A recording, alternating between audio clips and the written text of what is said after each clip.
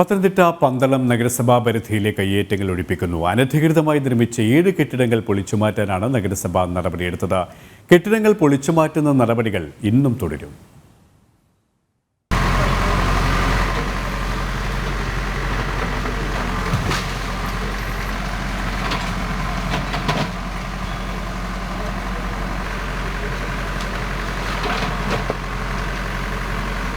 നഗരസഭാ പരിധിയിലെ അനധികൃത കെട്ടിടങ്ങൾ കണ്ടെത്തി ഇവ നീക്കം ചെയ്യാൻ ഉടമകൾക്ക് നഗരസഭ നോട്ടീസ് നൽകിയിരുന്നു. 7 കെട്ടിടങ്ങളായിരുന്നു അനധികൃതമെന്ന് കണ്ടെത്തിയത്. ഇതിൽ 6 നോട്ടീസ് ലഭിച്ചതിനെ തുടർന്ന് ഉടമകൾ തന്നെ പൊളിച്ചുമാറ്റി. പലതവണ നിർദ്ദേശം നൽകിയിട്ടും നീക്കം ചെയ്യാൻ തയ്യാറാകാതിരുന്ന കെട്ടിടം നഗരസഭ അധികൃതർ ഇടപെട്ട് പൊളിച്ചു നീക്കി. നഗരസഭ ഓഫീസിന് സമീപം അനധികൃതമായി നിർമ്മിച്ച 4 മുറികളുള്ള ഇരുനില കെട്ടിടമാണ് നഗരസഭ ഇടപെട്ട് പൊളിച്ചു നീക്കിയത്.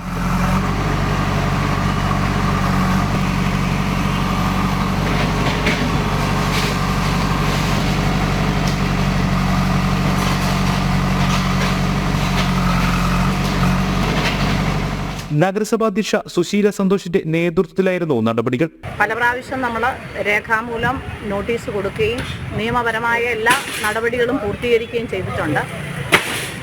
ഒരു കെട്ടിടം യാതൊരു വിധ മാനദണ്ഡങ്ങളും പാലിക്കാതെ, അതേപോലെ തന്നെ നഗരസഭയുടെ പെർമിറ്റ് പോലും എടുക്കാതെ ഒരു 3 നില കെട്ടിടത്തോളം പണിഞ്ഞ് അവിടെ അതിഥി തൊഴിലാളികളെ താമസിപ്പിച്ചുകൊണ്ടിരിക്കുകയാണ്. വളരെ ശോചനീയമായ, അതായത് ശരിക്കും ഉള്ള രീതിയിൽ പോലുമല്ല ആ കെട്ടിടം പണിഞ്ഞിട്ടുള്ളത് പോലും. ഒന്ന് തൊട്ടപ്പോൾ തന്നെ കെട്ടിടം ഇടിഞ്ഞു വീഴുന്ന രീതിയിലുള്ള കാര്യങ്ങളാണ് ചെയ്തിട്ടുള്ളത്. ആ കെട്ടിടം ഇപ്പോൾ പൊളിച്ചുകൊണ്ടിരിക്കുകയാണ്. ഭാഗികമായി പൊളിച്ചു നീക്കിയ കെട്ടിടത്തിന്റെ ബാക്കി ഭാഗങ്ങൾ ഇന്ന് നീക്കം ചെയ്യും. അനധികൃത കയ്യേറ്റങ്ങൾ കണ്ടെത്തി പൊളിച്ചു നീക്കിയതോടെ വലിയ രീതിയിൽ വസ്തുവകകൾ തിരികെ പിടിക്കാൻ നഗരസഭയ്ക്ക് സാധിച്ചു.